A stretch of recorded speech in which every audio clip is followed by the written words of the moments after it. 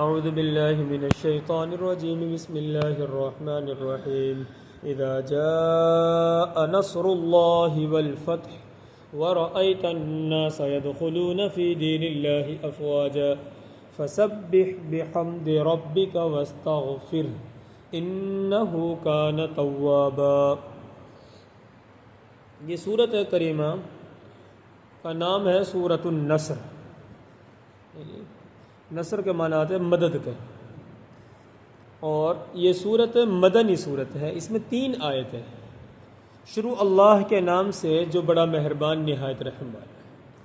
ترجمہ ہوگا سورت پاک کا اذا جاء نصر اللہ والفتح، جب اللہ کی مدد اور فتح آ پہنچی۔ وَرَأَيْتَ النَّاسَ يَدْخُلُونَ فِي دِينِ اللَّهِ أَفْوَاجًا، اور آپ دیکھ لیں لوگوں کو کہ وہ اللہ کے دین میں جوق در جوق، فوج در فوج، لشکر در لشکر داخل ہو رہے ہیں۔ فسبح بحمد ربک، تو اس وقت میں آپ کے لیے حکم کیا ہے؟ تو آپ اپنے رب کی تعریف اور حمد بیان کیجیے، تسبیح بیان کیجیے۔ واستغفر، اور آپ اپنے رب سے استغفار کیجیے۔ انہ کان توابا، یقیناً اللہ بہت بہت توبہ قبول کرنے والے ہیں۔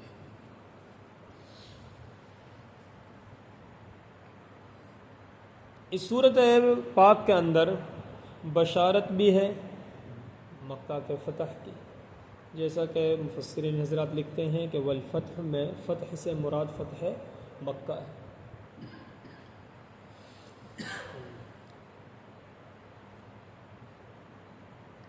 اللہ کے نبی صلی اللہ علیہ وسلم کو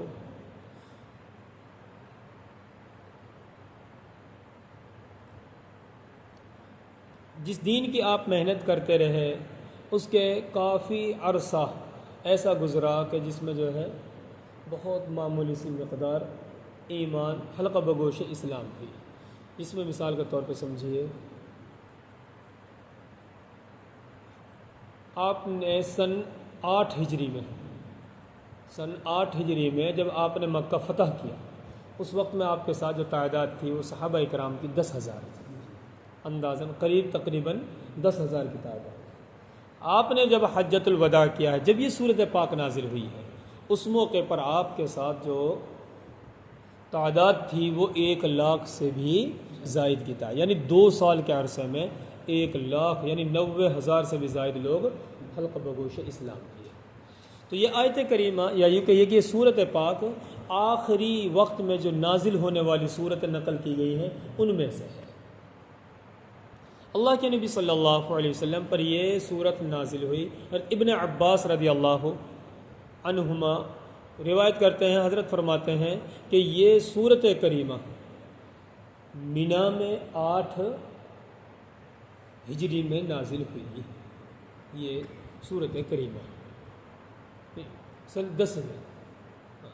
10 میں اللہ کے نبی صلی اللہ علیہ وسلم جب حج کیا تھا آپ نے، حجۃ الوداع سن 10 ہجری میں، اس وقت یہ سورت نازل ہوئی تھی۔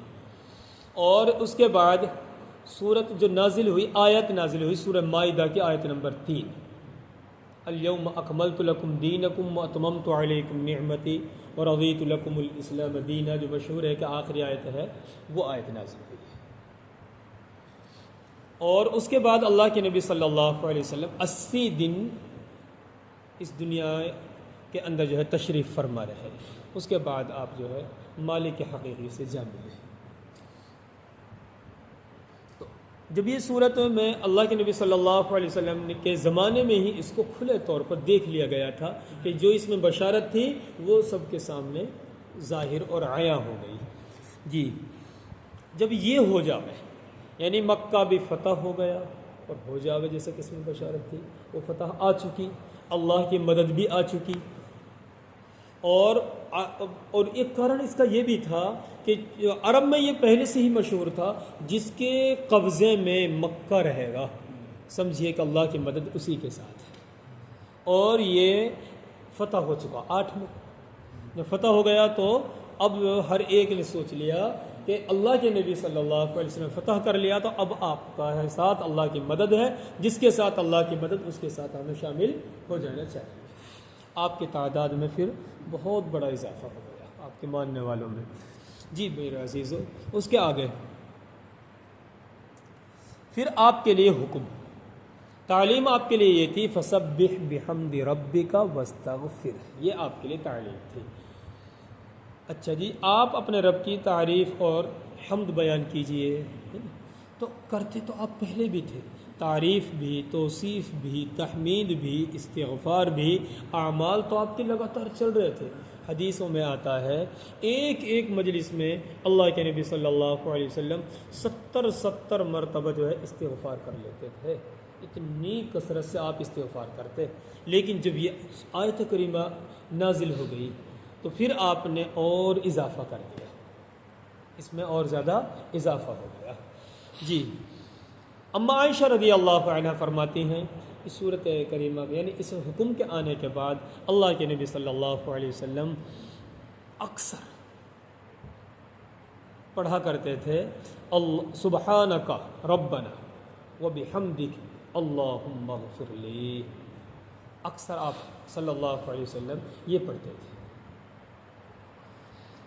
انہی سے یعنی اما عائشہ ہی سے ایک اور روایت ہے جس میں حضرت اما عائشہ فرماتی ہیں کہ اللہ کے نبی صلی اللہ علیہ وسلم اس حکم کے آنے کے بعد نماز میں یعنی نماز کے رکوع اور سجدہ میں، نماز میں پڑھتے جب آپ انفرادی نمازیں ہوں گی، رکوع اور سجدے کے اندر اللہ کے نبی پڑھتے تھے سبحانک اللہم ربنا وبحمدک اللہم اغفر لی، یہ اللہ کے نبی صلی اللہ علیہ وسلم رکوع میں اور سجدے میں پڑھا کرتے تھے۔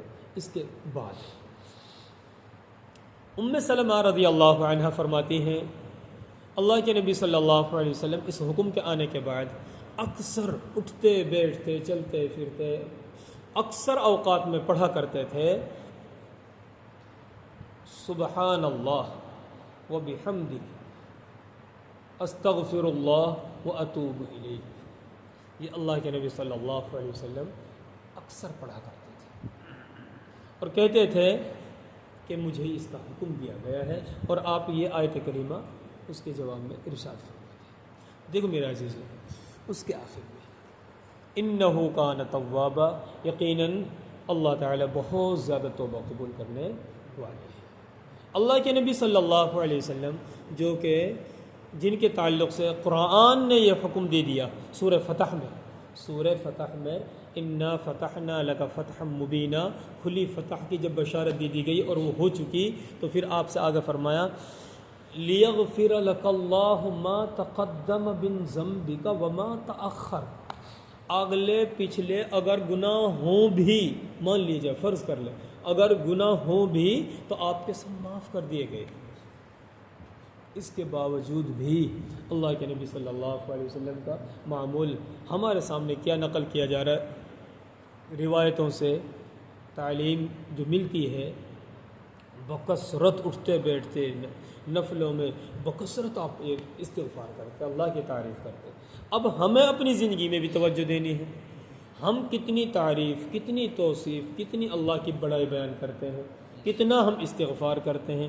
دراصل میرے عزیزو یہ تعلیم دینا امت کو ہے، یہ تعلیم دینا امت کو ہے کہ جس لاڈلے کی خاطر یہ دنیا رچی اور بسی گئی، جس پیارے محبوب صلی اللہ علیہ وسلم کے تعلق سے اللہ نے قرآن میں بشارت دے دی، صاف اعلان کر دیا معاف ہے ہی نہیں، اصل تو گناہ ہوں بھی تو فرض کر لیں ہوں بھی تو معاف، تو میرے عزیزو پھر کتنی اہتمام کرتی وہ ہستی استغفار کی، اللہ کی تعریف، اللہ کی توصیف، اللہ کی بڑائی، اللہ کی کبریائی۔ تو اب ہمیں چاہیے کہ ہم بھی اس کا پورا اہتمام کریں۔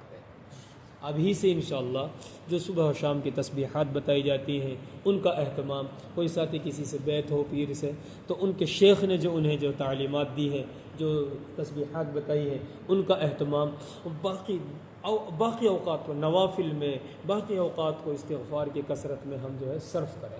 اللہ عمل کی توفیق عطا فرمائے، اللہ دین کی سمجھ نصیب فرمائے۔ صدق اللہ العظیم۔